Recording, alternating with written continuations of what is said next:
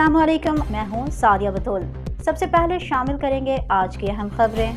Fast 96 news vice chairman Mohammad Irfan Sandhu Karachi. Pakistan peoples party के chairman Bilawal Bhutto Zardari की वज़ीर आला हाउस में सिंध में ज़राअत के तरक्की के लिए होने वाले इजलास में शिरकत। इजलास में वज़ीर आला सिंध सैयद मुराद अली शाह, सीनियर वज़ीर शर्जील मेमन, वज़ीर ज़राअत सरदार मोहम्मद बख्श खान महर, सैयद खुर्शीद शाह, जमील सुमर व दीगर शरीक।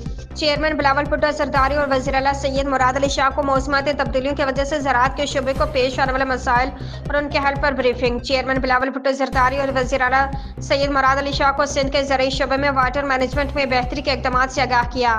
चेयरमैन बिलावल भुट्टो जरदारी और वज़ीर आला सैयद मुराद अली शाह को काश्तकारों को सब्सिडी पर फराहम की जाने वाली मशीनरी से मुतल्लिक तफसीलात फराहम की गई।